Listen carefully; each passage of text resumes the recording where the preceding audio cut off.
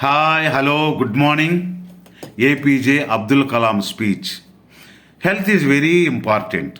But one thing I want to tell you, my brother in Rameswaram is 98 years old. In January became 98 years.